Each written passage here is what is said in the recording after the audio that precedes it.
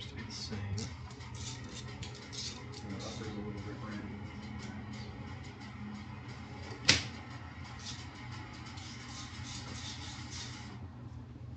Interesting to get to the part taken apart the upper.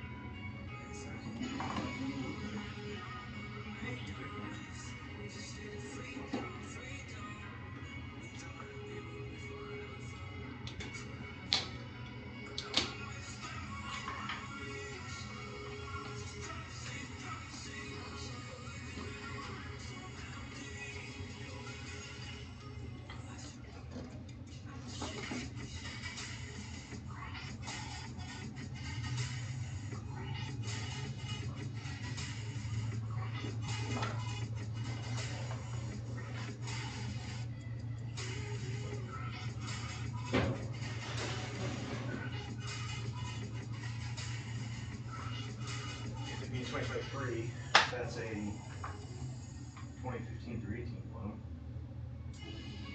Well, what this is, actually that's the relay assembly. So relay assembly is the only way to front end. Because front ending a whole entire airbox really except for that's there.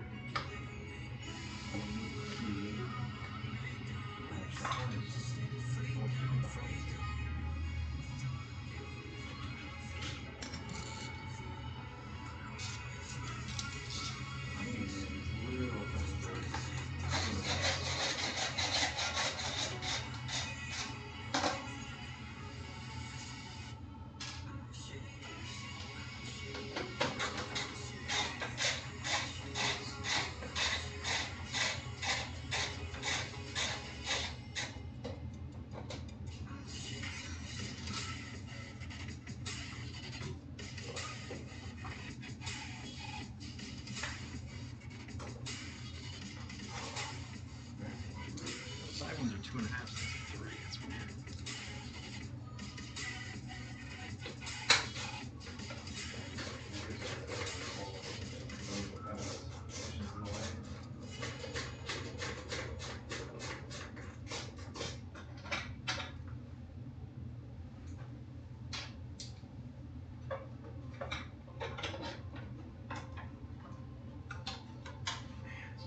So nice. It's so rigid and so cool.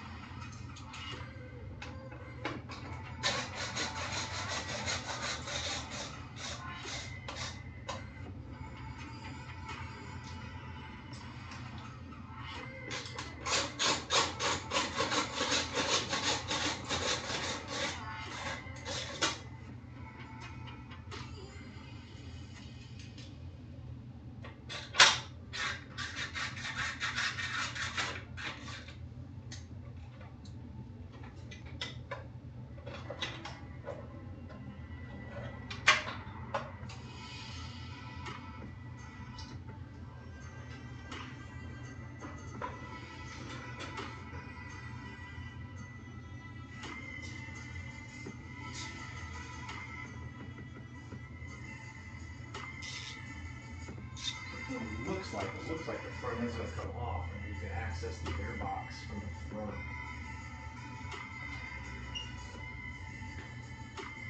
And that is riveted on. This piece is normally just push pin clipped into the front end.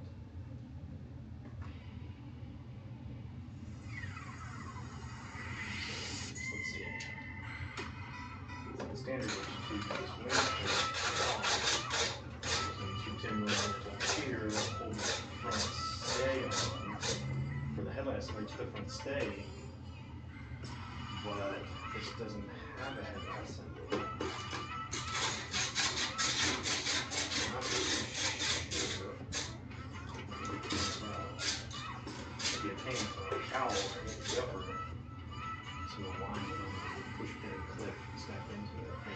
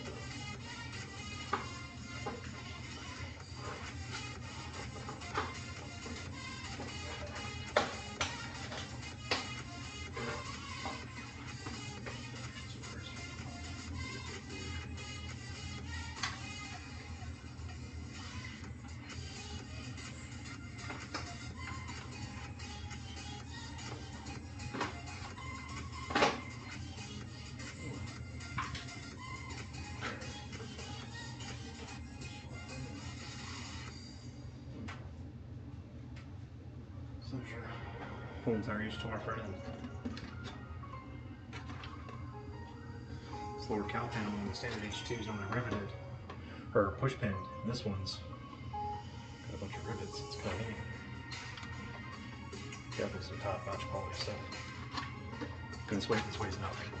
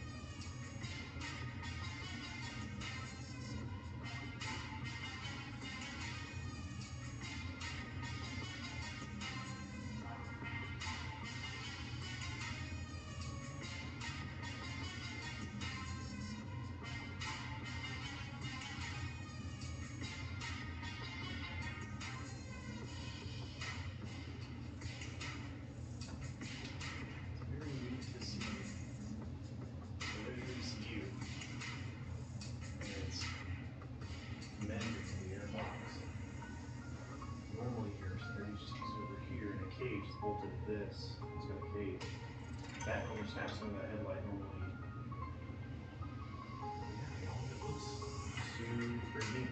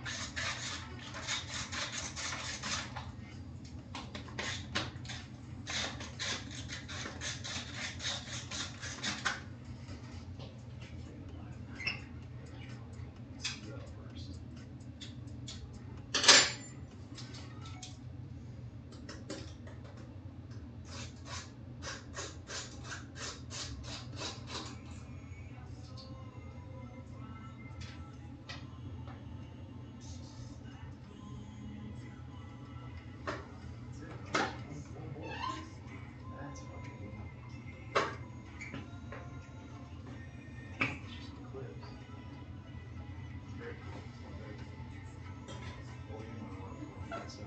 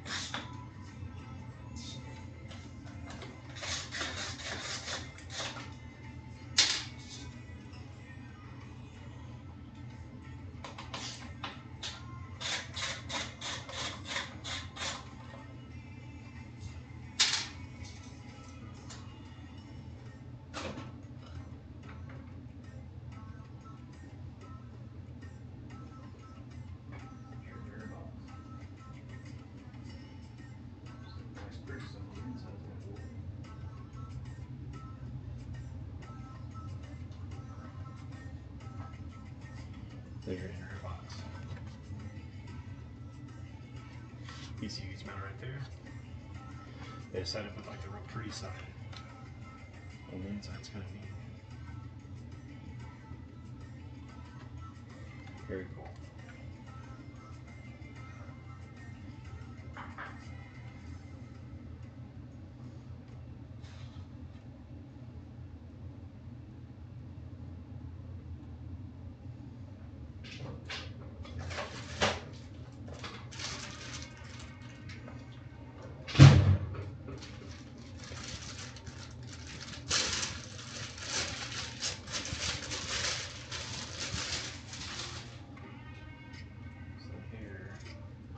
Use your H2R air filter versus your standard H2 filter.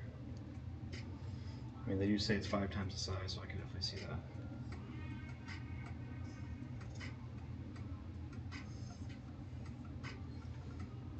Very neat.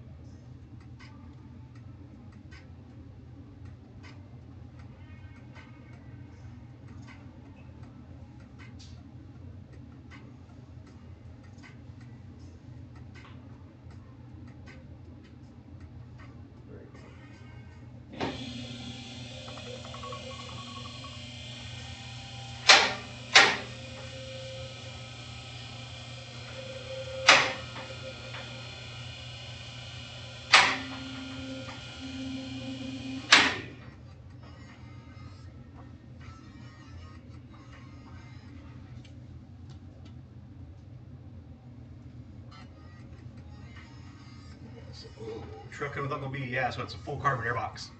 So the whole entire front end of the H2 is the airbox versus just the filter area, like, what do you call it, like the standard H2. And so yeah, the whole entire front's carbon.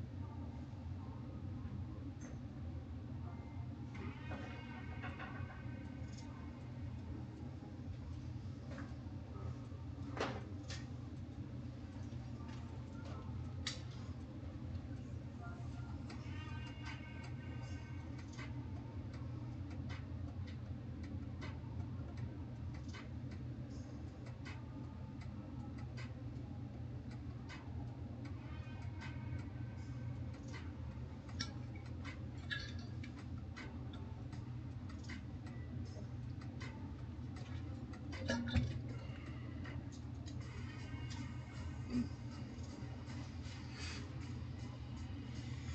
so now on the other side of the bike, one of the myths I've heard is that the supercharger itself is ratio different than the standard H2. Standard H2 is 22 teeth lower, 25 teeth upper, supercharger gears.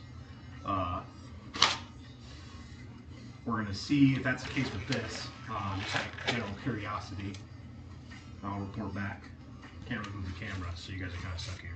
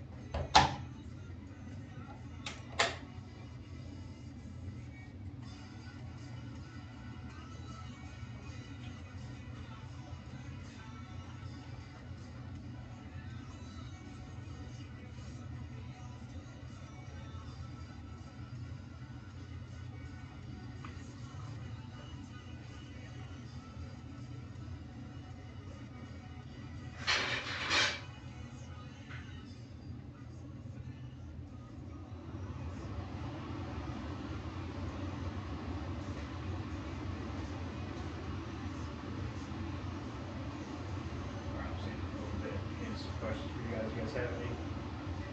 Little Geo Part 4, I'm from just north of Tampa.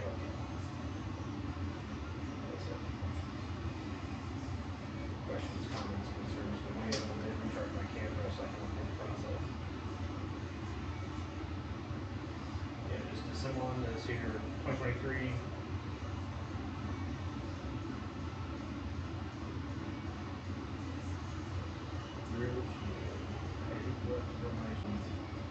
I currently have, two H2s from California, one from New Mexico, one from Texas, one from Ohio.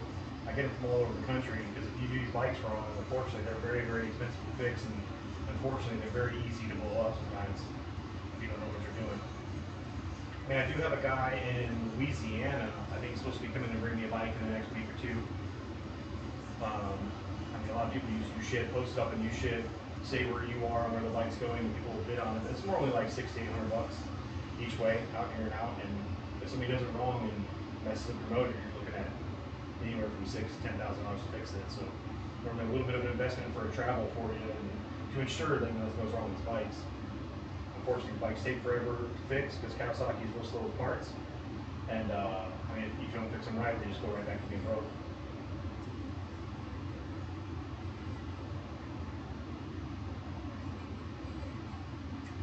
On parts in Florida, yeah, I don't see why not. As long as it's not like a crazy drive or anything like super abnormal, I'd be happy to. If your buddy's selling parts, you should be able to ship it to you though, right? I would think.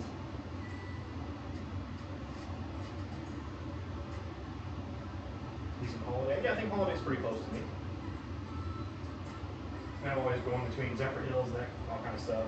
It's hard to get to.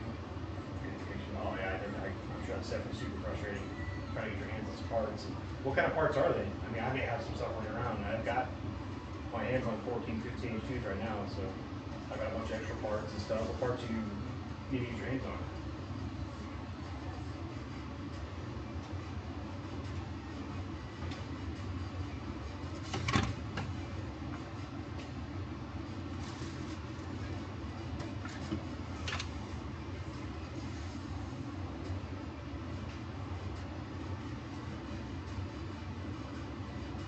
intercooler made by me. Oh, okay. That's pretty cool. I appreciate that. Definitely put a lot of effort in trying to make sure everything I do for these bikes are done right and done the correct way, no shortcuts. Full carbon kit, stretch kit, and mods. Oh man, you gotta get a whole bunch of stuff on them, aren't you? Rock acid if they want to trade. Yeah, I mean, we'll see. I'm actually a little disappointed with what it made on the dyno. I mean, we'll see. Hopefully, with a tune and an aftermarket air filter and an intercooler, hopefully you can make decent power for what it is. I know we're not doing supercharger gears in there on this one. We're just doing air filter, intercooler, making it street legal, and then tuning it. But we'll see what it'll make after some mods and a good tune, because it's definitely drowning in fuel.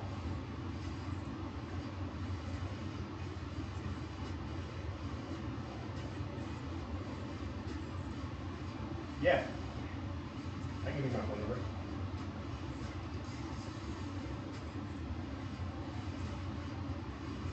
It's 813-995-5217.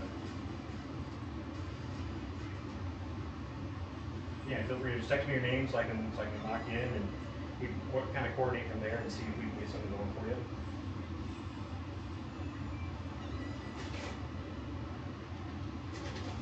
All right, cool. Definitely check that out.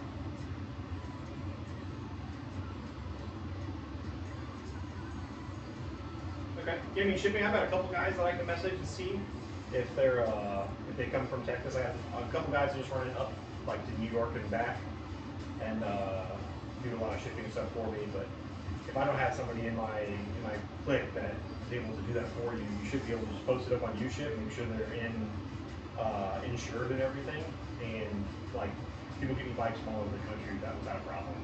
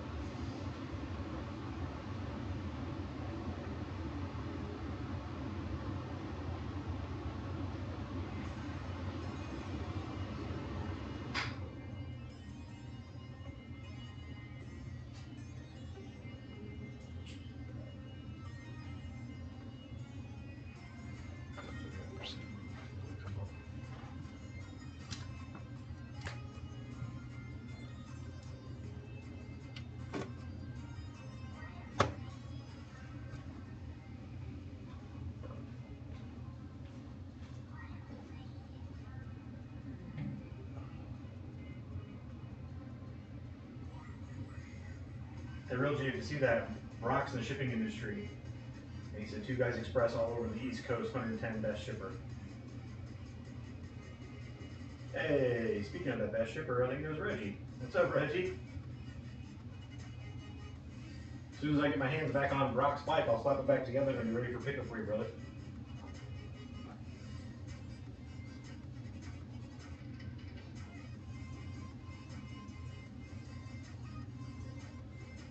Take a little break, let my nano charge up so I can document and pull the front cover everything off. Comparing the gear ratio to see if it's ratioed. I heard from somebody that it's supposed to be different.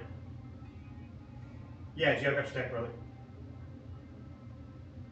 When do you think I'd be able to put the parts to ship? I mean, if anything, you could probably make a group text between me and your buddy and you, and we can kind of coordinate that. It really just depends on my schedule and trying to get people's bikes done and things like that. We'd be able to coordinate that. It wouldn't be too big of a deal.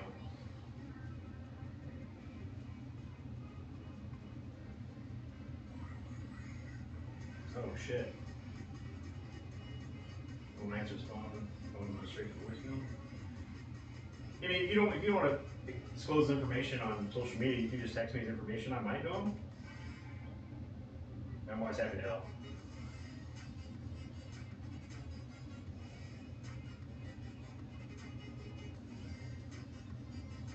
Oh, TJ. Okay. Yeah, I definitely do. I literally spoke to him yesterday, I think. He had asked me a couple things. Actually, he was asking me the price for an intercooler, like if you wanted to buy a whole new one. So,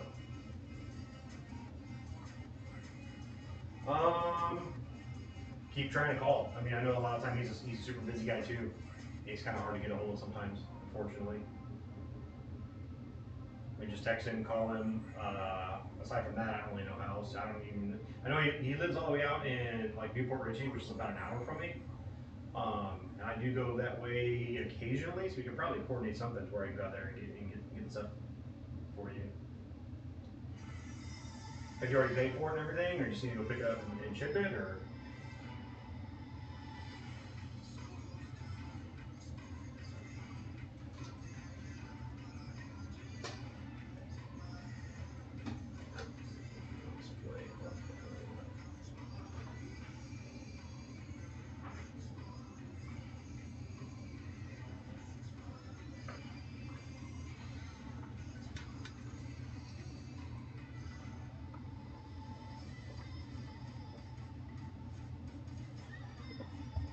What's going on?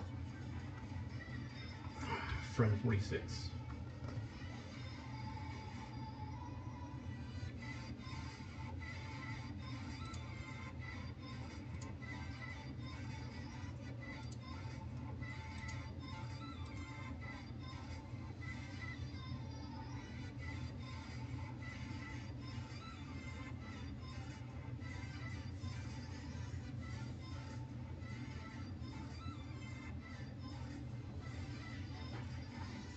Thanks for the sub, Matt. Appreciate you. You're one of the 12. We're just hanging out.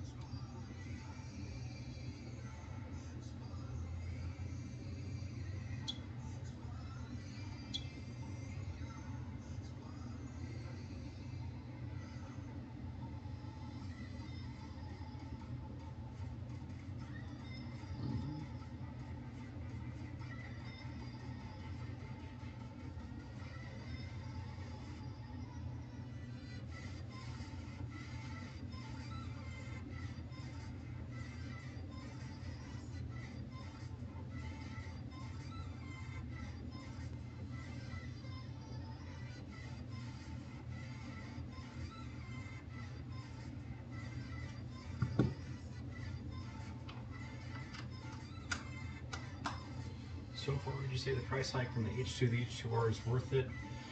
At that 9 number was really underwhelming. I mean, I wouldn't say it's like exclusivity is probably what you're going to get for the most of the H2R. Now, I mean, obviously the tune was very, very rich and drowning in fuel, so of course it did very, very well in the dyno. But I mean, it is more exotic looking. It is significantly lighter. A lot of the parts that I'm taking off the R are super light, and they almost feel like nothing. And so what I may end up doing is trying to scale the whole bike. I'm going to get a hold of Proven Power and see if they've got a scale, so I can scale this H2R the way it sits after I do the intercooler and things like that, just to see what the curb weight of it is. But as far as when you offer the power packages with the H2, I mean, as far as if you're looking for power, I mean, to me it doesn't really seem like there's too much of a difference besides the airbox and the intake.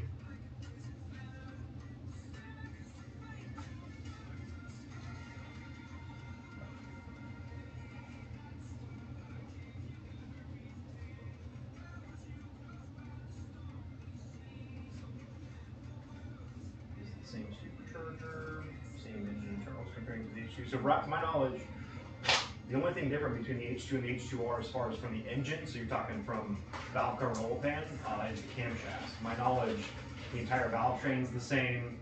To my knowledge, it's the same supercharger. It's the same, literally everything, except for this is a 2023, so it's almost the same year as your H2. But I believe this one's still going to have the 6-spring setup, the same thing off this clutch, off the 2015 H2. I had heard somewhere that the supercharger gears are a different ratio. The stock ratio for the standard H2 is 25 tooth upper, 22 tooth lower on the supercharger gears. And so I'm gonna take that apart, check that out, see what the difference is. If there is a difference, I've checked on a couple microfishes and it shows that they're the same. And so I don't really think there's gonna be that much difference. Uh, the main differences I'm seeing are like the chassis harnesses ran a little different because obviously they put the ECU somewhere else and other components different places. And then the airbox. And so like yours has a box on the side of the blower that houses the filter. I'll show you the difference between the filters since you guys are here.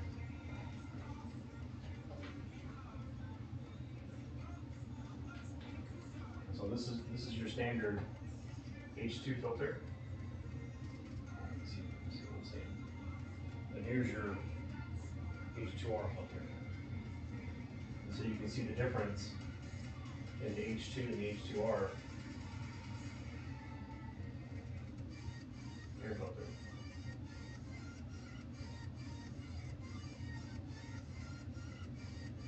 It's pretty substantial difference.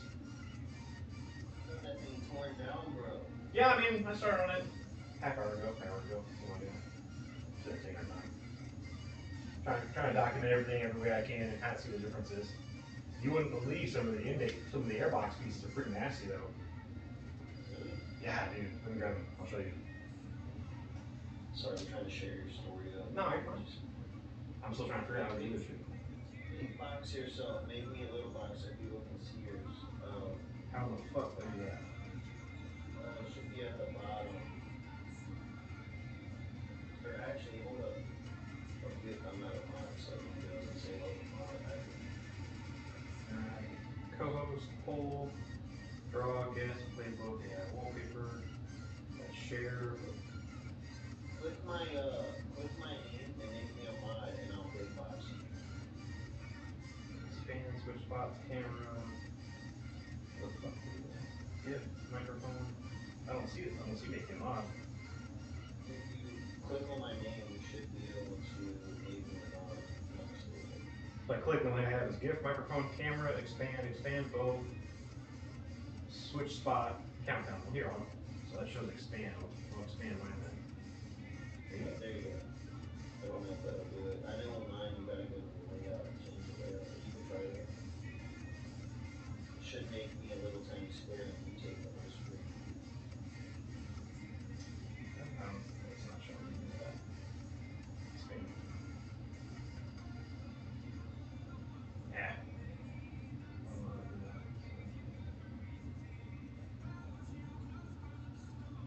Yeah, it's not showing me how to do that. I guess I have to make it a mod at some other point. Yeah, I'm pretty sure like if you click on my name or whatever, like it'll bring up my thing and you can like make me a mod that way. I can block you Repeat. or report you. Don't do that. That's like mute, filter, block, show most, allow comments. I don't see nothing. Do you see anything that shows like layout? Can we use that button? I don't know what that. Playbook. No, nothing. Do that. No, it's not playable. Guest show, live show, count for all board. Nope. I don't know. What does it say at the bottom? What are your options? None of it's labeled. I got interact, co-host, poll, draw, guest, playbook, and wallpaper, viewer wishes. The next is an arrow, and that's just share, so I can share and directly send that to anybody. The sparkly pen, enhance, effects, stickers, music, voice effects, sound effects, background boards.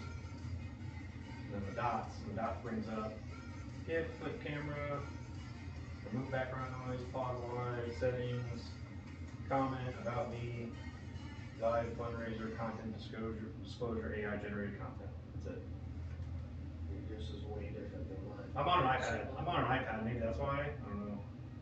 So like on mine, it'll show like a little people, I think it is. And if you click on it, like it shows you different layouts. Like it'll do like it is now, where it'll show one where it's like one big box and little squares lined up on the edge. Yeah, I think I know what you're talking about. Okay, hold on. Full screen, fluid panel, fluid grid. Boom. There you go. There we go. I'm new to this. Be easy. Be easy. You'll get the hang of it. You'll get the hang of it. So as far as airbox, I mean, you can see the airbox itself, right? How it's like a big old tube. Dude, it looks carbon. It is carbon. Yeah, no, the whole thing's carbon. And so then obviously your air filter So much weight. just goes over the whole thing and just sticks in there. Then you have the front side of the airbox, which is also pure carbon. That's sick. And they put the pretty side on the inside of the airbox, which is pretty dope. So what does it all run to the one side and then just go in the supercharger? Yeah, it goes straight into the blower. That's probably too much. I mean, for the money, those schools, the whole entire, like the whole front end is like super hollow and super light. Is it lighter than mine, you think? Oh yeah, yeah, there is no question. Like, to kind of give you, yeah, you do have a carbon addition, but I mean, I'll see if I can try and get a close-up of how thin this shit is. This shit is, wow, see if the camera will focus it. And it's literally like 15 thousandths thick. There we go. There's your edge. There's your edge. Good question. Oh, more. Okay, get out of that. Oh, how does the boost hold up in that carbon? I mean, to my knowledge, Rocket's fine.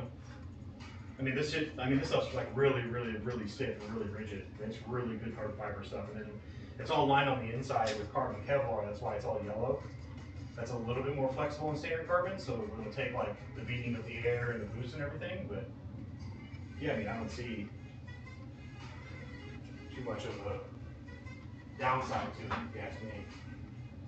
Hey, viewers, if you guys could please double tap the screen, share it out. This is my boy, he's trying to do this more for you guys and share information on H2s. If y'all could, help him get some views and some follows, greatly appreciate it. He doesn't expect gifts or anything. If y'all want to, you can, but any share, double tap, all that stuff really helps. Yeah, I really like answering questions too. So if you guys have like detailed questions or something of that nature, I'm really happy to answer questions and get correct information online for the H2 versus incorrect information. But yeah, so I'm about to pull the clutch cover off and see if the gear supercharger gears are the same tooth as the standard H2, which is 25 upper, 22 lower.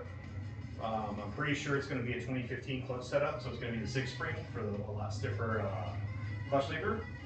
But yeah, I had somebody mention that the supercharger gears may be different, or it's re-ratioed for more boost or something. So we're gonna see if that's the case. I'd be willing to bet not. I have dug around a couple of different microfishes, and it shows that it's the same 25 upper, 22 lower. But we'll see. It's not gonna take too long to pull the clutch out. So. Did you weigh the bike at all? No. So I do intend on weighing it. I'm actually gonna get a hold of Eric at Proven Power to see if he's got a set of scales. I'm pretty positive he does because he races his drag race stuff and everything. But I do intend on weighing it in some form or fashion. I just don't want to buy scales because it's not like I weigh these things all the time. Yeah, it'd be nice to see what the difference is, without fluids versus with fluids compared to a regular H2. I'm really curious. Yeah. And I don't think I'm going to go all the way to the extent of like without fluids. What I might do is just do like no fuel. Yeah. And just like drain the tank and no fuel. The next time I have a short wheelbase H2 that has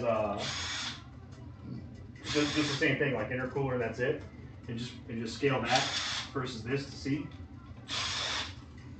But a couple of things that I have noticed that I haven't really highlighted yet, that I know talking to Dylan and actually me the other day that we were talking on his video that he'll be posting soon, is that the exhaust muffler itself is a bigger hole. And so I almost feel like there's more back pressure in the standard like H2 muffler in the Van Diemen compared to the H2R stuff. Okay, yeah, here's the 6-spring setup, just like the 15 H2. I know they changed the 6-spring setup to a 3-spring, like mechanical style, like ramp style, because a lot of the 15 owners were complaining about the the stiffness of the clutch lever, especially once you do like the upgraded springs and stuff. MS13 Whoa, MS13. Isn't that like a Mexican drug cartel?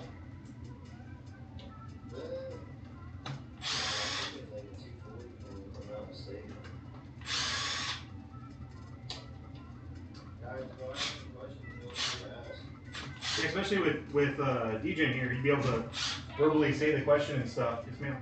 Do you have liquid glue? Yes, I'm live camera. Said liquid glue for what? This one. No, I don't have glue for that. I just have epoxy and super glue. No. I mean, you can verbally say hi, but no, you guys can't. Hello. Yeah, so the style it's the exact same style. It's got the same slipper tangs as the standard 15 H2 did, and so obviously for this being a 2023 model, they didn't change the clutch, and so it left it the same. And I mean, and the dash is the same for the 2015. They didn't change it to a TFT display like the 2019 Plus H2s, and so obviously the traction control on this is going to be different. Somebody said hello, Willie Yeager. Oh Lord.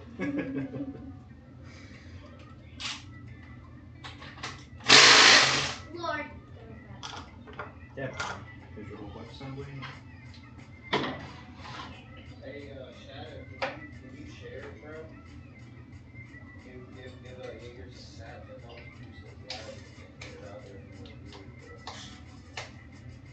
Yeah, I got about another 45 minutes, and then I gotta get off. Matthew Hines said, are you making it streetable, headlights, etc., or just integral with Yes, and so he does want it street legal. He is moving to another state, and so I have to look into that state to see what their laws are, because it's different state by state. But yes, and so obviously headlights, so it already comes with the tail light, and once you grab the brakes do engage a rear brake switch and a front brake switch, so it already has brakes and brake lights. Obviously no blinkers. One problem I'm going to come into is the left stalk is different, and so you know how on yours you pull the trigger with your pointer finger and that's your high beams. This one, that's a lap timer, and so I don't know if I'm gonna have to buy like the assembly for like from your bike to put on here to be able to control like the modes and the blinkers and stuff, but that'll be one of the things I have to address. But yeah, headlights, taillights, blinkers, mirror. If I have to do a mirror, it'll just be a simple bar end kind of setup. It's not gonna be anything too advanced or too crazy. Go, you know what you could use for lights for it? Do you Follow who? Sorry? Okay. I don't think so. So, I don't know who he's working with, but they just came up with lights and they mount them on the shocks for the Busa. Oh, okay. And it's a high and a low beam, and it's really lightweight, and they're super bright.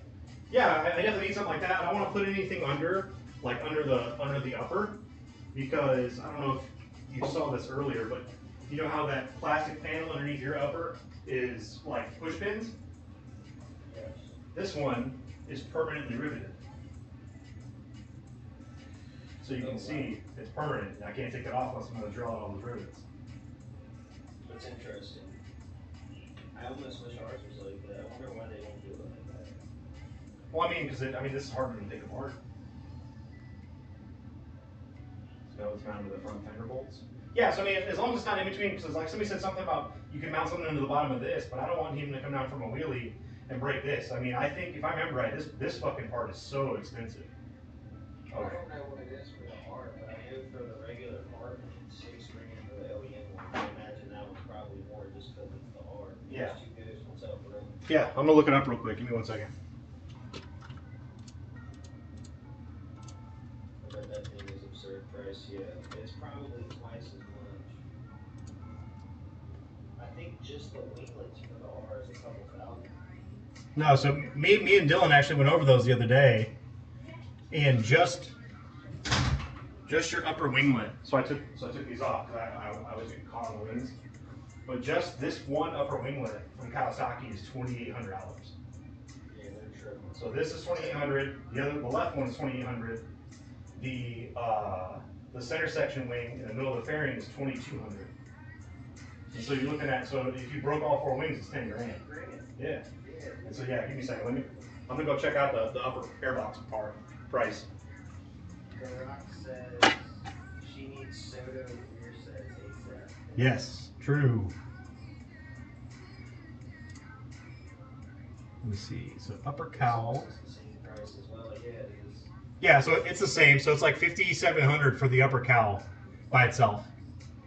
Oh wow. So it's about damn near exact same price, but it's just got the extra vent. Yeah. Well, I guess in the bottom's attached. I'll give you. So you want to hear a crazy price? And so it's this piece. So this is the front of your airbox. So it holds the filter. Just this is $3,700. Man, it'd be cool to put that on a regular H2. Yeah, I mean you can buy them, but Yeah, but will it work with all the electronics on the regular? I mean this one has all the same thing. Like it has the same relay box as the standard H2 does. It's just relocated.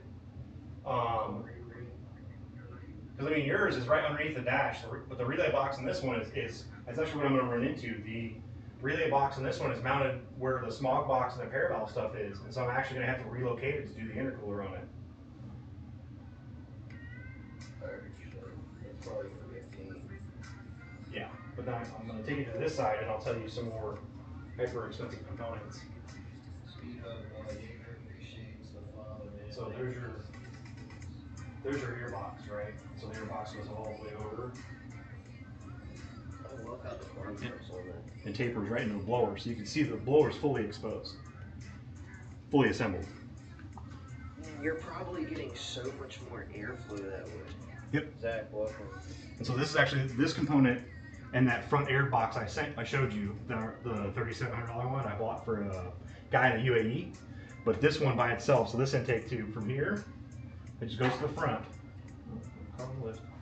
Goes to the front. So just that air intake tube is $7,202 Bro, for this. you're 15 grand just to Airbox. do this. Yeah. What's up, Luna? How are you? Yep, and so there are some other little things. Give Jaeger a follow, please, please, please. He does good content. I work on cool shit. I wouldn't label it as good content yet. And so I did notice that this too, so the standard H2 is a 44, this one's a 42 tooth factory. Oh wow. It's a little bit longer. But obviously your airbox is a little different. So here's the tube for the breather. You know, that's made into and recircs it in the standard H2, which is kind of cool to see. You can share it, Barack, at the bottom right of your screen. There's an arrow, and it shows. If you click it, you can repost it or share it to your story. Also, guys, if y'all don't mind double tapping the screen, y'all want to give Jaeger, you're welcome to, but any shares and likes really helps to grow this page. Do the TikTok, we appreciate anything. Thank you. Definitely. Shadow says, Travis put me on the live in the box. Put me on the live in the box. Hold on, I gotta count the teeth in these gears to see now that it's open. I'm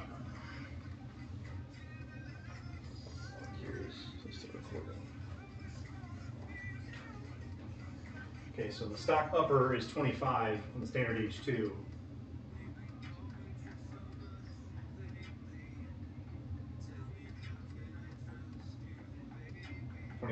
So it's the same upper gear. Oh, what the fuck? What about the lower? The lower factory is 22, so it's got.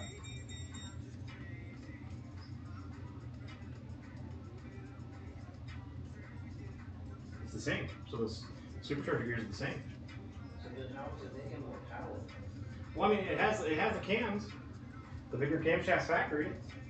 You're telling me cams add that much more power? I don't know what you mean by that much more. It only mounted at 234. Okay, and what does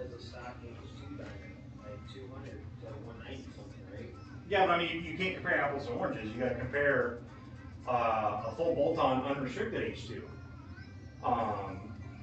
And a full bolt-on unrestricted H2 makes not 320, like 220. And so, I mean, I believe there's going to be a lot of power to be gained and fixed from fixing the tune, because the tune was super bad. But Cams and less restrictions, airbox better. Yeah, and the exhaust. Thanks for the share, bro. 220 minus stock bolt-on was 220.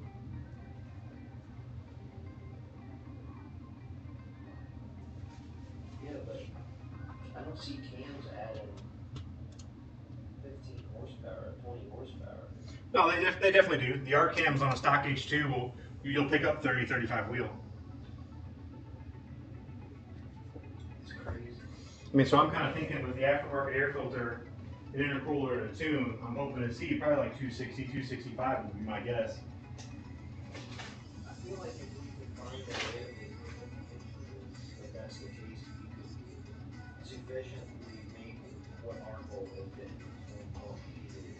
Yeah, I mean, it really just depends. I think with what we've done, like we're kind of like maxing it out as far as like the stock blower is concerned, is because that's definitely the bottleneck is the stock blower. And so we did the bigger blower, and we have more air, but I mean, it's never been like a successful attempt. Yeah, so I mean, like Shaw just said, his made 245 on stock timing with stage 2 gears, and it made with timing and camshafts made 282. So he picked up 35, 40. Does the cam sound better on H2R? No, they sound the same. I mean, the tone is a little bit different. It's a little bit more pingy of a tone because of the design difference on the inside of the muffler. Because like the inside of the muffler on this one, like the perforation is vastly different than a Van Diemen.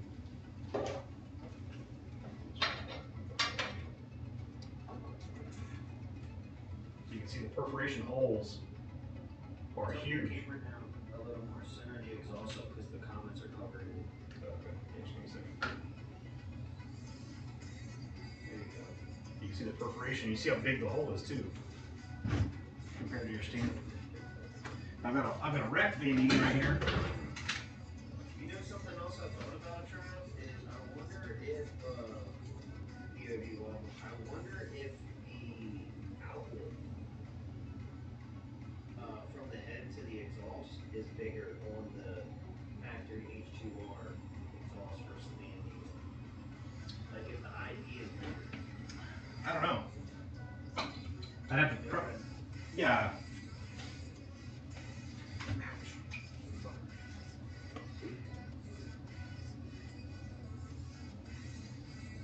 Oh yeah, H2 goes. We priced it out the other day, me and Dylan, and it was like $8,000 for the exhaust.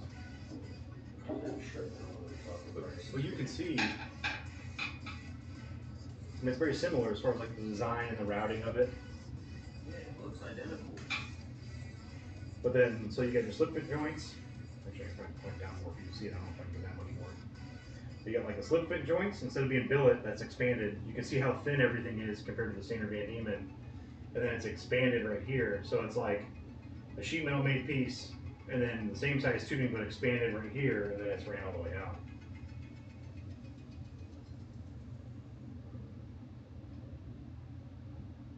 I wonder what the advantages are, if there are any of it being thinner. I imagine the longevity is not there.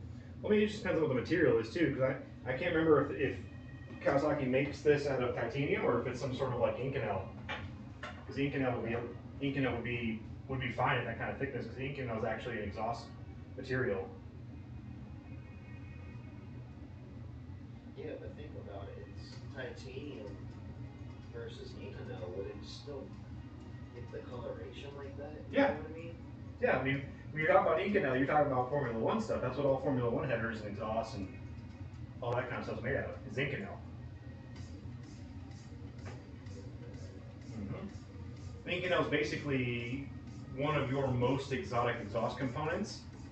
$20 touch it with your thumb. Rock, you trying to get me in trouble? Burn my fingerprints on people's shit? What an asshole. But yeah, Inconel is basically one of the highest end exhaust components that's actually made for exhaust. Titanium is not normally made for exhaust components because after it gets hot and cold so many times, it starts to anneal and get brittle and crack. Rock is such a jerk. But no, I mean, this stuff's probably 20 thousandths thin. Like, it's thin compared to the titanium. I don't think I have any extra Van Diemen stuff laying around. I could measure up an extra exhaust anywhere accessible.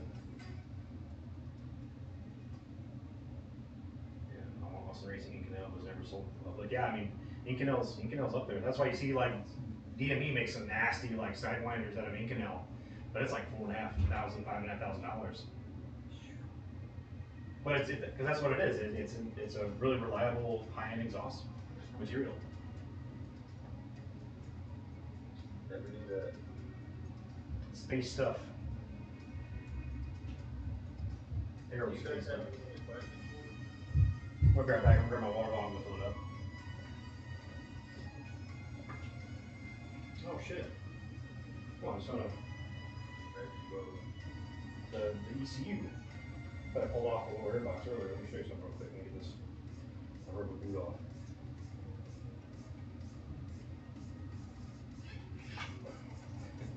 I've never seen this on an ECU before. Oil pump gears the same. Oil pump gears.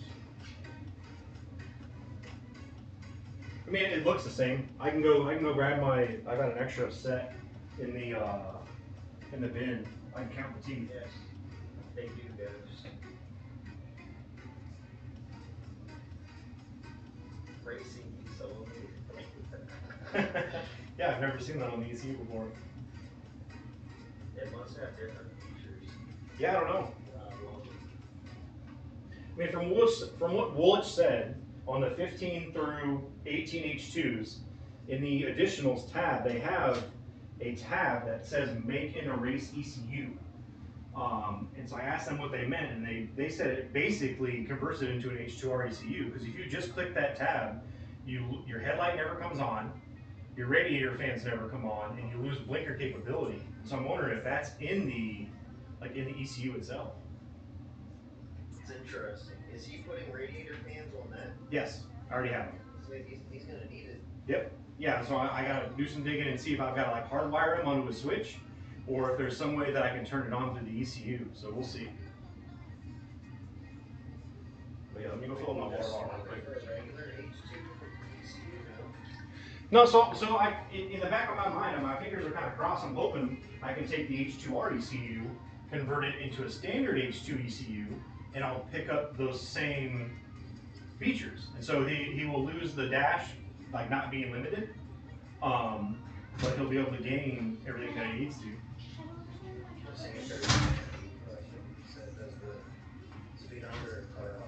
Yeah, so to my understanding, the H2R is not capped, no. Let's see what Joey. Do both air inlet go to, yeah, Joey, yes, both go in there. Yeah, so Joey, here's your air filter. Or it goes to H2. But this, I think that's Joey. I think that's what other buddy H2 goes. oh, okay. Yeah, okay. Oh, that H2 Ghost. I think Joey's is Ghost H2. Oh, okay. But yeah, then your standard air filter just fits into this portion of the airbox. And this, so obviously that's all one piece inside of it. Then this just gets mounted like this. So yeah, the whole front end is used.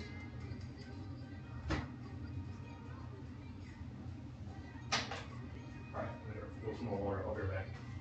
Hey, real quick, Travis. Yeah. Who was that guy who said that used to tap into the H2 ECUs to take the limiter off of it? Ghoul. Yep, that's right. That.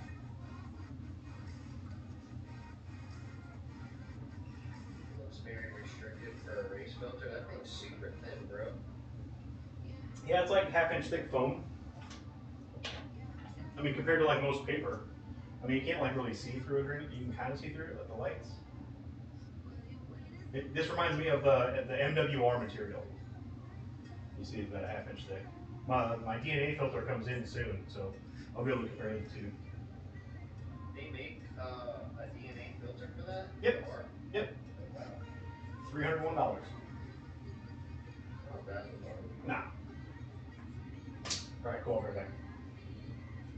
Putting a filter in your inlet too, I wouldn't do that, bro. You're gonna restrict the flow. Yeah, you wouldn't want to do that on a standard H2 coast. The reason why this filter's in the front is because the way the ram air tube goes to the exact diameter of the supercharger. And so there's nowhere for a filter. Nothing service street bikes anymore. I've tried off-road only for Bill. Yeah, it sucks. These bikes suck mad air. The filters don't stop at anything. It shouldn't. If you get a DNA filter, so we actually had something happen with my bike. Travis picked up on it. We were using a Sprint filter, and it looked like it was burning it, which was pretty crazy. And thankfully, they did replace it. But I think DNA filter is probably your better choice with these bikes, especially with how much air comes across that. Is the clutch hard on that bike, or is it a different slave cylinder? Yeah, he was saying it's got the stiffer clutch in it. It's got the 6-spring. Burning the filter, yeah.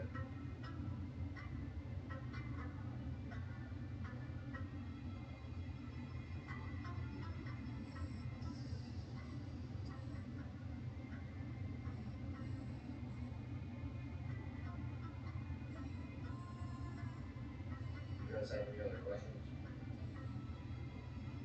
I used to prefer Sprint because of the cleaning process. It's more simple. Yeah, I've heard that too. I've never ran a Sprint filter, but I know everybody talks real good about them, Shadow, and apparently they have more surface area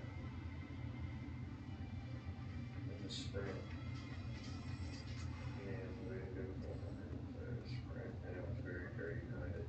Yeah, dude, they don't do much. They're super thin, and I mean, I'm pretty sure when you buy them, like in the little like paper it gives you, it says it's for race use only. So they're not expecting you to be like out daily riding with stuff like that.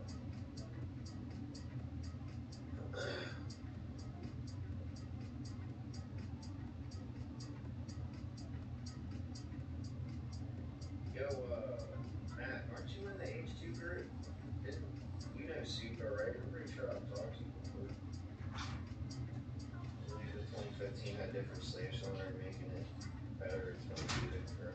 That would be a good question for Travis. I'm not too sure about that. I'm back. He was asking if the 2015 had a different slave cylinder. Yeah. Yeah, Brock, it's the same thing I was fighting with your bike. Like anything 2021 and above, H2, the slave cylinder and the push rod are different.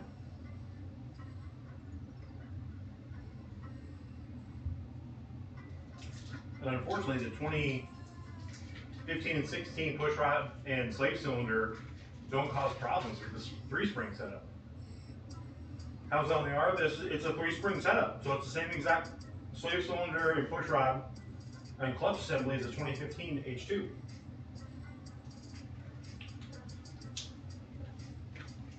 Fascinating, man. Yeah, because you were supposed to come to the H2 meet last year, and I think you were the one offering someone to take your bike, if I'm not mistaken. I'm like, yeah, this dude's nice as hell. Texas Red Roll. He didn't want to ride with the slave cylinder push rod, go by a Saturday racing cylinder. Travis makes one. Custom push rod for the ZX14 one. Yeah, Travis makes a custom one. Yeah, it's shortened 14R rod, but a 14R rod with that slave cylinder, with the 15-16 Sato slave cylinder, still doesn't fix it. Barack, if you DM me, bro, if you add me and DM me, I can get you added into the group. It's a group, but Don't let that group taint your perspective of H2s. yeah, it's not for the faint of heart, bro. There's a lot of shit talking in there, so don't take nothing personal. But with that being said, you do get some good info. There's some pretty cool people, and a lot of us try to go to the H2. They didn't really like have them this year, but everything's still got together. Shadow went, he'll tell you. Good input. Shadow. PJ, he's got a good place for input. He doesn't need input from that fucking switch. So I was talking about the thickness of like the fairings. Damn. And the whole thing's like that. It's not even a quarter inch. No, it's half a 16th. It's a little less than a 32nd.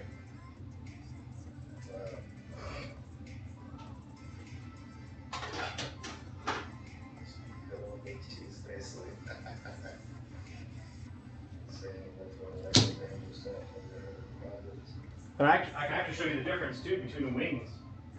The upper wings, I actually have Brock's wings off his bike. I mean, you can tell they're a lot sharper. Yeah, they look different. Like the grooves and the... Yeah, they're not sharp and. But I mean, 600 a pair, 5,000 a pair. It's drastically different. But literally no difference other than the Yeah, I don't really see the price difference. I feel like they cause drag up top. Oh, I'm sure. Yeah, Shadow said Burgermeister. He's putting in a lot.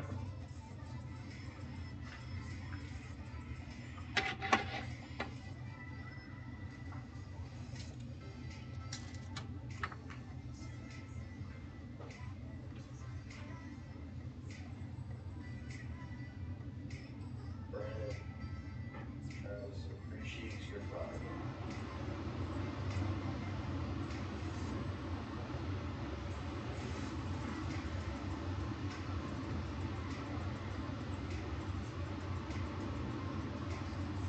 I don't know.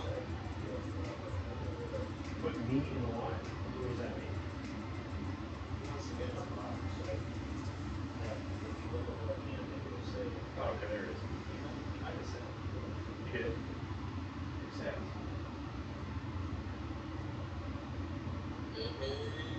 Oh God, we gotta hear you? Let me undo that.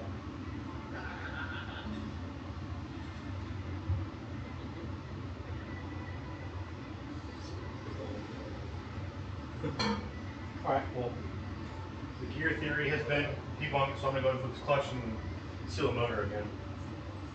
well, kind of my problem that he doesn't like.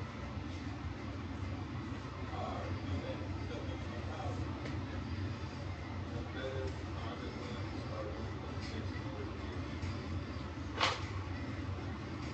I didn't know that they didn't use the old style thing. Yeah, so this 2023 has it doesn't have the TFT. I actually seen the old daddy in person when I went to Atlanta. That's nice. I like I it. like the RPMs better. Yeah, I like how the light on the number only appears Right. when the Needles needle here. get Yeah. And it gets That's so bigger. cool. Hey, what's going on, Brandon Lee? Yeah, it's so Day. cool. Hey, Matt Heim said the Moto composite ones are 1.6 millimeter, Travis. That's a big difference. I don't know if I have some somewhere. Best dash ever. It is like, so I like the TFT, but I like the RPM gauge on the older models myself. What's up, M-Bands? Matt Hines, that name sounds really familiar. I think I seen him. So here's a Moto Composites part. So it's almost twice as thick. Dang. The difference in weight. How you doing, M-Bands? Hey, Trav. Yeah. Got a question for you right here. All right. So, Extreme Creations fuel pump, Yep. $750. Comes with the regulator, get all that. Yep. Or I could just buy the same pump that they No. use from ABM. No. No. For 120 bucks, I know. No. Nope. Why not? Because what's going to happen is that your bike's going to start miraculously just dying while you're riding around because that fuel pump and the OEM assembly causes issues. Oh, okay. I spent 4 months figuring that out, so that'll be 20 bucks. I expected to see it in my PayPal. Add it to the invoice. Alright.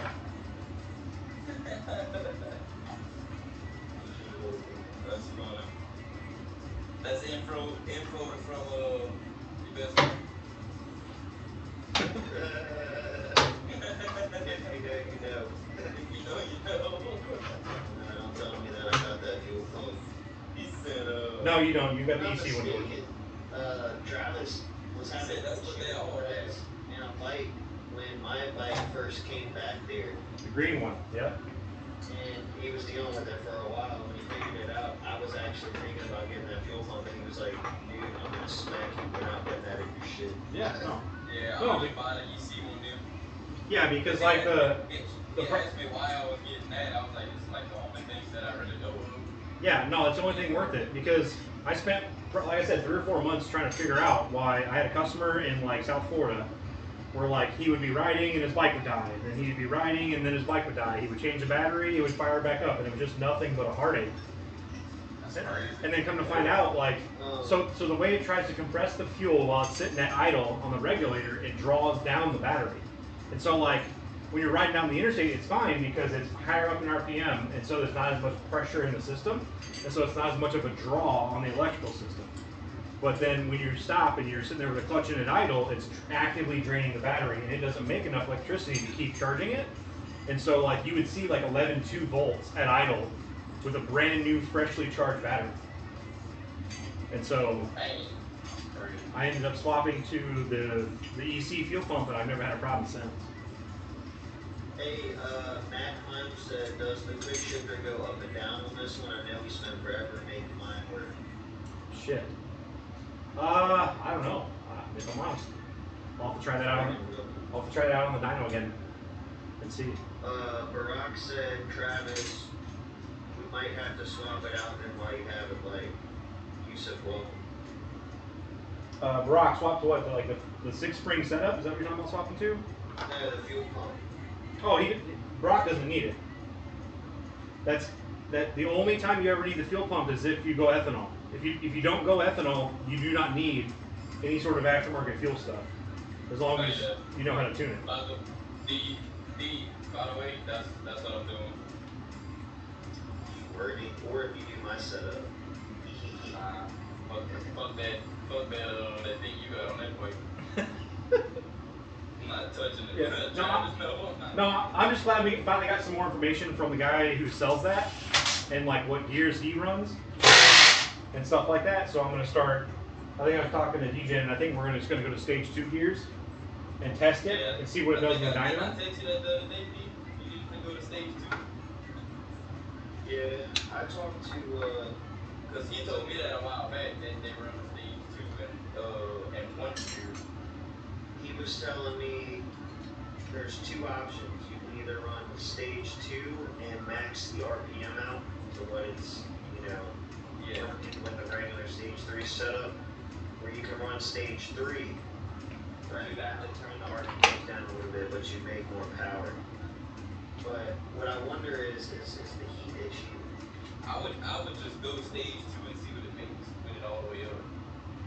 Well, we're gonna find out once he starts doing this thing with all these shits we got going on. Yeah, me and Travis had a talk on the phone for a little bit yesterday about all that shit. But I'm about to do. Travis is supposed to be sending me a stage 3 gear today, and then I'm gonna do the fuel pump. And Hey, Barack said he'll sell you his. You could save some money. They're like $1,000, dude. Nah, it's $750. I just looked down. Yeah, plus you gotta pay shipping, and then you gotta pay for the tariff. Is Barack even used? I mean, yeah, it's gotta be. Brock's has to be in his bike. Yeah, Brock's bike's done and tuned and everything. I'm just waiting to get it back from Proven Power. And I mean, I'll buy yours, bro. I'm gonna have to pay Travis to take it out and put the bike again. Yeah, and then that gets tuned again. Cause I wouldn't trust that. I have one. I can send to you. What, an EC pump? Yes. Oh, you got one? Yes. On the H2 board, man. I got all the H2 shit. Just send it with the gear, bro. Alright. I'm just gonna dig through and see exactly what I pay for, like to the penny with shipping and everything, and then I'll just send you the invoice. Yeah, that's cool. Do that. I just hit up Ben on Facebook to see if they were doing any Father's Day deals. I mean, I figured they probably wouldn't, but it was worth the ask. It's Australia, man. They don't do that. Yeah, they don't even know what Father's Day is. I just never even released that clutch upgrade, Travis. Yeah, I'd heard from a couple people he's supposed to be coming out with a lockup or something. Yeah, that's what we need. It's like a mechanical ramp lockup versus like an MTC weights kind of lockup.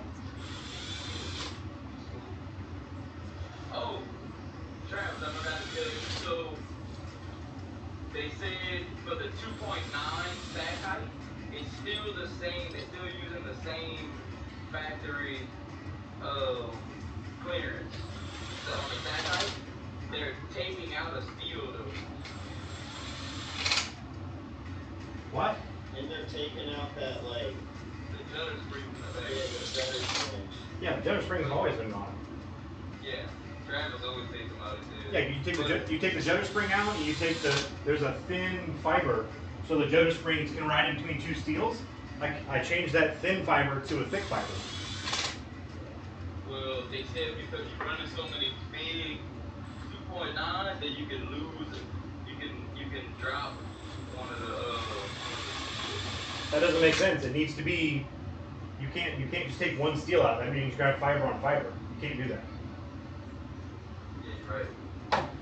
If you did that, you'd have to take out a fiber and a steel, and then that means you're not going to be within stack height tolerance. Yeah. I don't know. Half the shit motherfuckers say don't even make no sense.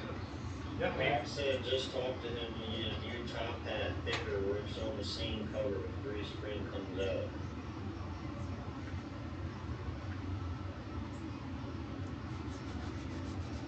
I don't know. All I know is the 6 spring works. My boy just, he did it on his, and this shit's solid now.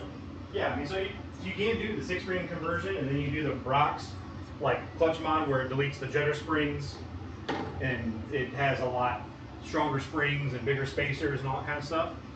And that does work for high horsepower stuff. I know for a fact it does. I was just trying to find a way so people don't have to spend $1,500 on a clutch, because Kawasaki. Why they don't make Brock don't make an even heavier duty spring for the 3 spring? They only make the regular heavy duties, but like they make for other bikes, they make like a super heavy duty that's even stronger spring. They don't make that for us though. Yeah. Yeah, I mean, I'm supposed to get word from a guy, so I did all 2.9s except for the skinny steel on the outside on a 3-spring setup, and then I also tack welded stainless washers onto that metal top hat as a spring spacer for more spring pressure, and he's supposed to let me know if that works or not. Oh, so he got that bike back now? Yeah. Sweet. So I'm just waiting to hear Whose bike back. is that? He lives. His name's Albert. He's in like he's in the Naples area. I got you. He ain't too far from you? Nope. Hell yeah. So what was your stack height with the 2.9? 2.05. So just barely out of spec? So 30 thousandths over. Because Yeah. it's 2.02 is the maximum stack height. And this was 2.05. Wonder if it'll be alright. He'll let me know. I mean, he's on. He's stage 4 gears, H2R cams, no imported head, like basically max out on the stock blower on C85. So Damn. you're not gonna make any. So with the stack height being over the requirement, that means that the spring pressure, like the pressure on the clutch will be even higher. Correct. You're compressing the springs more, Yeah. so it should be higher. Yeah. You gotta compress it more to get the bolts to go all the way down, so you got even more pressure. Yeah. So I did that tall of a stack height, and then I welded like probably a 16th inch thick steel stainless washer on the inside of that top hat. So it's going to compress it another 1/16 of an inch. So, I mean, with doing that stack height and tack welding those washers, I did feel the clutch lever was a little harder to pull. Like, obviously not 2015 wear your forearm out hard to pull, but it was a lot harder to pull. It was noticeably harder. Let me rephrase that. Yeah, when I put the heavy duty springs in mine, I don't think it changes at all, honestly. I mean, it changes a tiny bit. You basically have to like have one sitting right next to each other. I mean, it's not very often you have two H2s sitting next to each other, unless you're at my house. Yeah, unless you're traveling. Yeah. Hey, Travis, did Yep. my other parts from LCDs come in? Yeah, they're in a box inside. Yep. Yeah, they're still in the box. I didn't even open them. I sent them in. Like they're brand new. I was like, how much? He was like, man, for you, my brother. He told me the price. I said, yeah, I'll take that. Sold. Yeah, so I mean, so that myth has been debunked. There is no difference between the gears on the H2 and the H2R. I did notice that the plenum is the plenum off the 15 through 18, so it's a black, really thick plenum. The lower or the upper? Upper. Matt said, why aren't guys going back to the 6-spring setup with heavy springs in? It's $1,500. That's the main reason. Yeah, the money, and we're finding out that there's possibly another way to fix it without doing that. So we're trying that. I mean, after this, like all 2.9 steels and like tackling that stuff on the top hat, there's really not going to be any other option besides that. Bilal said, do you have extra top hats for the 6-spring for NEC coverage? So the top hat that comes on the clutches is underneath that billet top hat of the EC cover. So I would be able to modify the rocks and do that too if need be. Which, when I get it back, I'll probably go ahead and do that since on his bike I don't even have to drain the oil out. My eyes deceiving me until this deed. Do you have USB-C to Lightning version?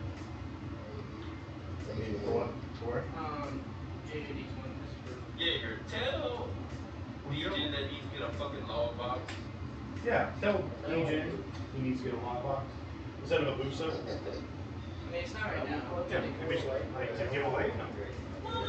I only have like one. Okay. It's the one Tegan uses. I thought it was the one that I had. Huh? I thought it was the one that came on my phone. I get like. Actually, wait, no, I have. No, you have that one. Yeah, TikTok. Maybe I could afford one, but. How much is these, 500. But you don't get all of it, that's the thing. Yeah, no, you get like a percentage of it. Yeah, you get like 40% or 50%. That's still that's still good.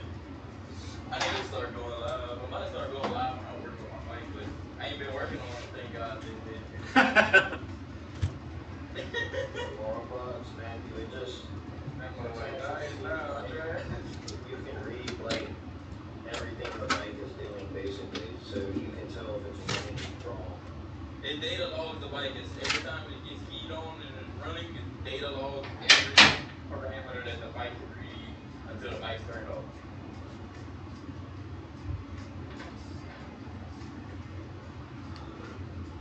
It also helps with street tuning. Yep. A black box? Yeah, kinda. It works like that. It's part of Bullet's tuning software. Basically, you turn the bike on, you go make you a hit, you come back home, you turn it off, you pull the log up, you look at it, you see where you need to make adjustments at, and you go make your adjustments. Save it, reflash it, go try it again, and you do that till it's good. Same way with street tuning vehicles. Yeah, we look good with some photos of it. You know, thinking about it, Travis, they probably use that old dash versus the TFT because it's lighter, I bet you. I mean, it's either that or they didn't want to have to redesign a bunch of stuff. I don't know.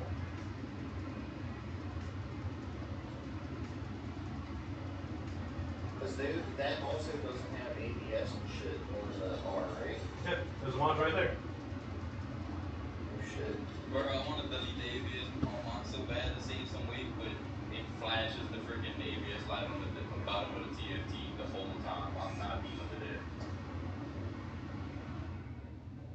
Q5 type of guy.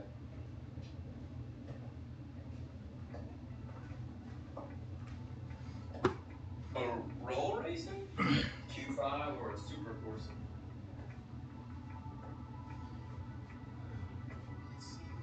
All right, well, I think that's it for me. I'm gonna run kids around and do some more things, and the next thing I'm gonna do is pull the plumb off and start cutting it up and do the intercooler. So I won't be live streaming that. You should.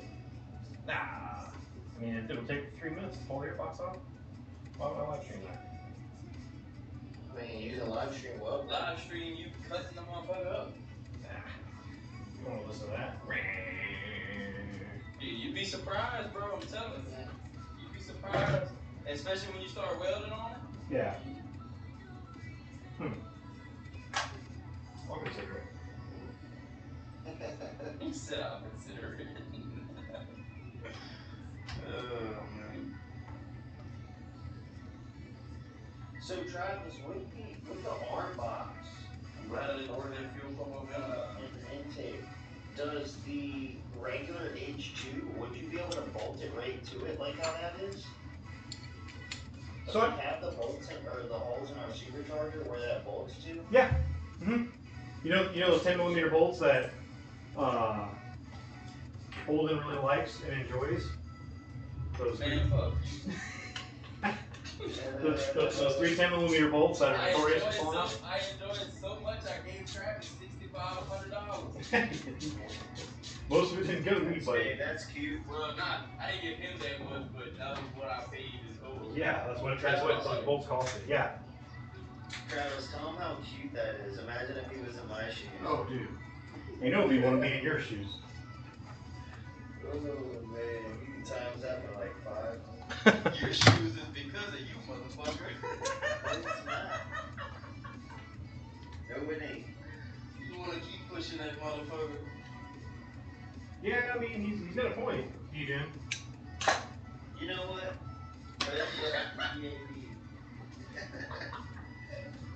You kept pushing it with setup that nobody had ran before. Bro, Travis told me he was gonna give it the magic touch, okay? They gave it the magic touch, alright. I mean you rode it. It felt magical that one time. I mean, Yeah. One sounds. time. Just say, yeah. Hey, Barack said, does it have the same blow-off valve as the regular H2? Yes, it's even recirculated too. So there's your big ass recirc too. Yep. Oh, Travis, I have confirmed that turbo spark, in fact, does leak in the high boost. What do you mean? Like air out of the blow valve? Yeah. Shit. Yep. I can smell when I let off and I'm in high boost and it's letting all the air out. I can smell the fuel from the plenum coming out, where it's dispersing all the air out the blow valve. Yeah. And I still smell fuel in my pools, but just very slightly, and it's only at the top of every gear. Just very slightly. That's the only, it's gotta be coming from that. Yeah. Slightly leaking because that spring's so soft. Yeah, but I mean, however much boost the bike makes, that's how much boost it should be putting on top of that. So it shouldn't be leaking. Go ahead, Travis. Said it shouldn't be leaking. That's how a blow-off valve works. Is like the diaphragm on top of it. Like that's what's keeping the valve shut. Can you upgrade the spring? I don't think so. No.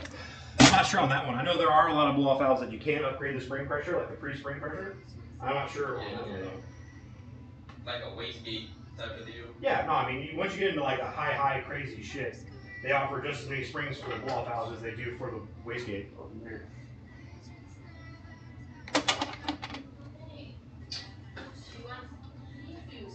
Right, I'm gonna finish getting this plenum off and then I'm gonna call it. I have to go get kids ready to do stuff.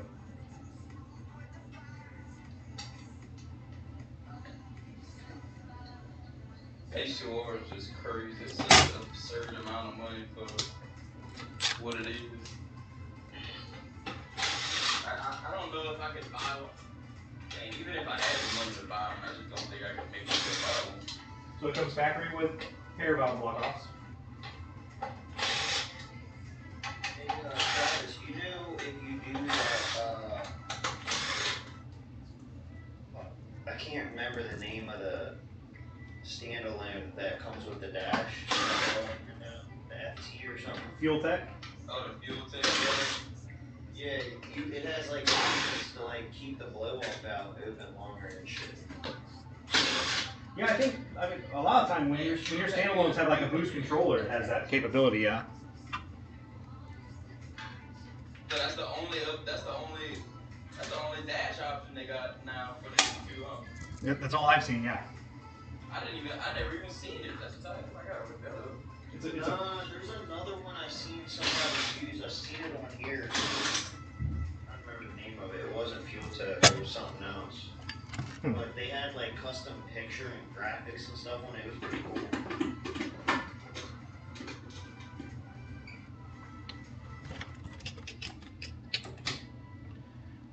Standalone ECUs can give us multiple maps. Yes, I believe so. Yeah, that would be a thing, yeah. It just depends on if they make it for the H2, whether it's plug and play, or whether you have to do just a big, nasty pile of, like, make your own harness and stuff. Yeah. With plug and play, you're going to have a jumper to where it goes into the ECU, and then it's going to have its own, like, fourth plug. So it's going to jumper the 3 plugs between the ECU and the harness. Then it's going to have a fourth plug for a bunch of auxiliary shit. That's like the same thing that H2R is making. Yeah. With a custom harness, you can make a cruise control. Yeah, custom harness, you can make anything. Because I had some guys on my post that I made about the cruise control shit and no fuel gauge saying I can have cruise control on mine. I'm like, no, you don't. And he was like, yes, I do. It's called standalone and a custom harness. I was like, bro, that's tight. Sounds expensive. Just get an Atlas throttle lock. That shit sketches me out. The ones that just where you tighten the little thing and it just holds the throttle, those aren't bad. You can just grab the throttle and untwist it easy. I grabbed that on my dad's fixer. So they have the same mesh that I took. Junk. Same mesh on the stacks. I don't remember even when I took mine apart for the first time, they even had the meshes on it. Yours doesn't have them because the 2019 they switched the plenum to where it has one of these spigots with the mesh into the upper plenum, and they don't even put these meshes on the spigots, but they're the exact same like velocity stack. Yeah, I'm about to say it has the threaded holes for it. But it doesn't come with the mesh. Yeah, okay, I thought I was tripping. So Kawasaki says, so just in case the blower explodes, this will catch all the aluminum. I guess they expect it to explode in chunks.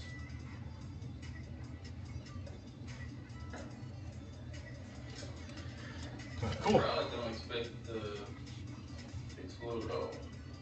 I mean, I've never seen a blower explode that it wasn't shooting on a bolt, so I don't know why they're so sensitive about it. But cool. All right. This is facts. I am done for the day. Working on this at least. I got it all taken apart.